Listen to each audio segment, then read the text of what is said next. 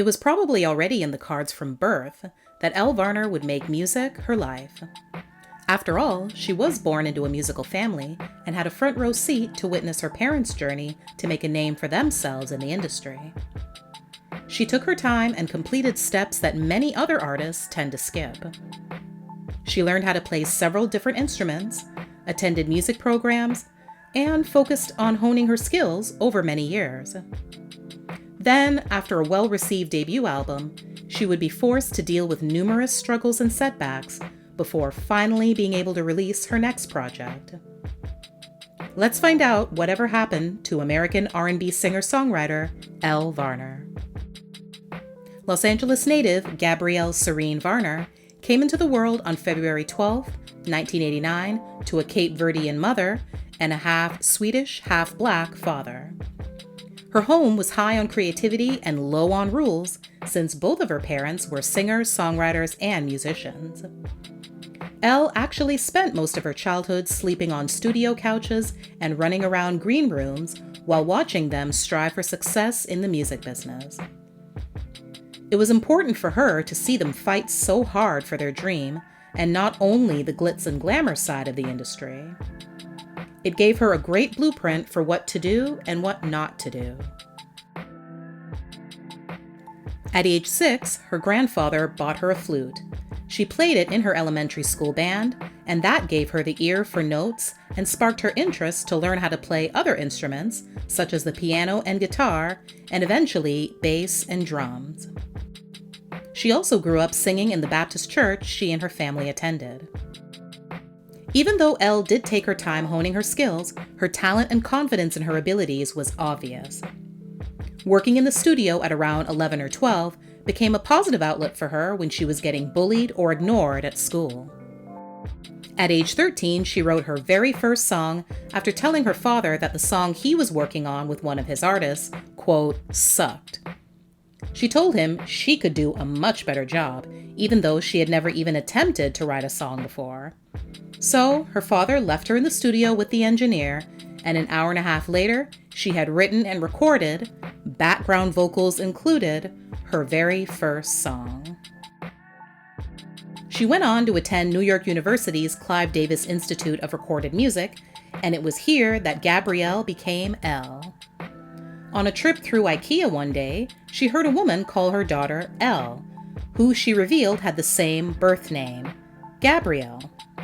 Elle wasn't a fan of the typical shortened version of her name, Gabby, so she went with Elle.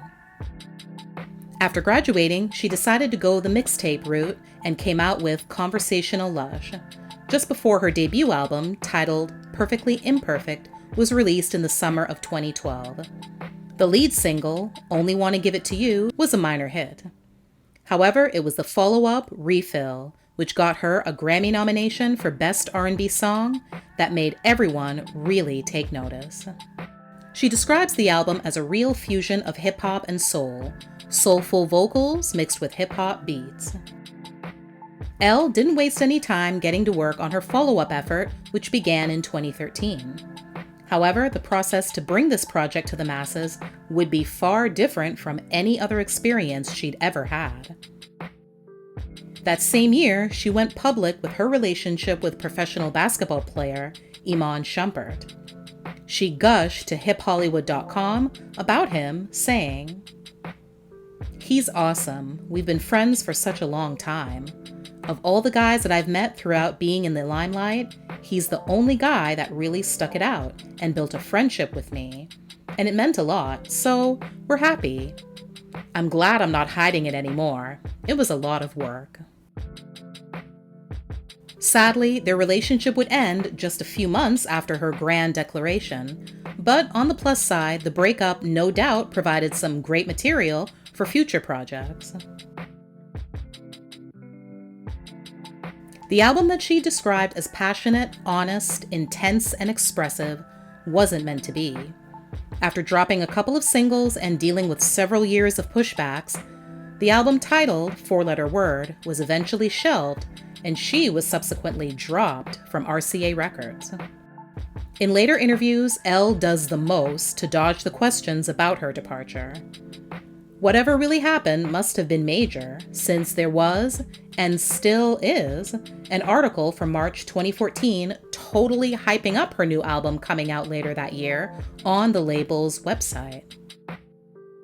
2014 would also mark the year she would have her first celebrity beef experience with former friend R&B singer K. Michelle. She accused Elle of stealing her vocal style. Since they were friends, it's not unusual that they would talk about the projects they were each working on. One day, Elle played a song called Cold Case, and while listening to it, K. Michelle immediately noticed that it had a very similar style to a song that she had played for Elle some time ago.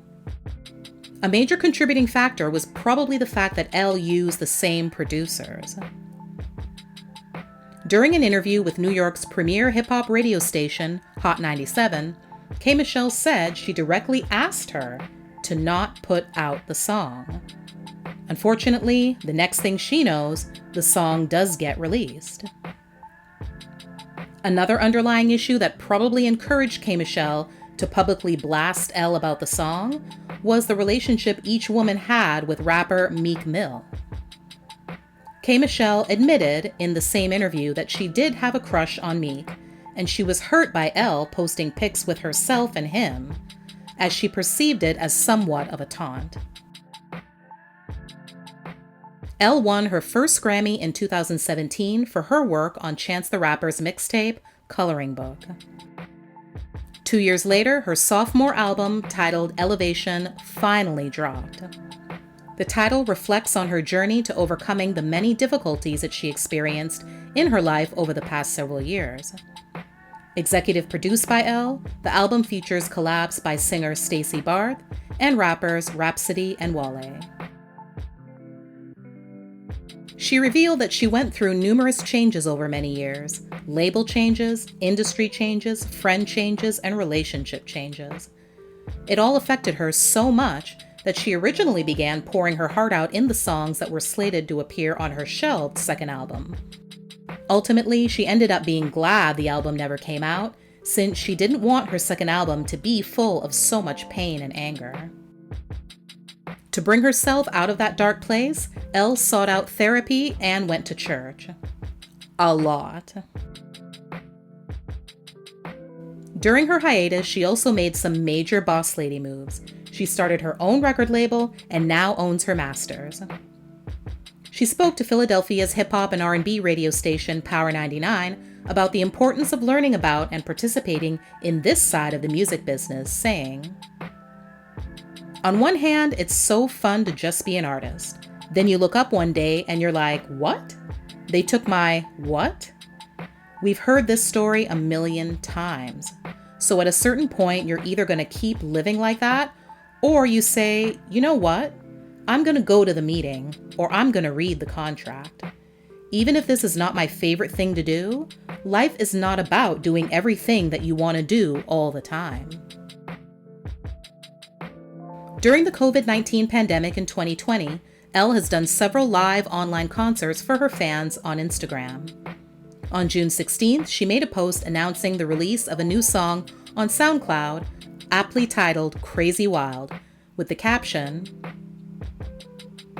"With all the tragic events happening in the world right now, I wanted to contribute something to uplift people's spirits with one of the best medicines there is, music.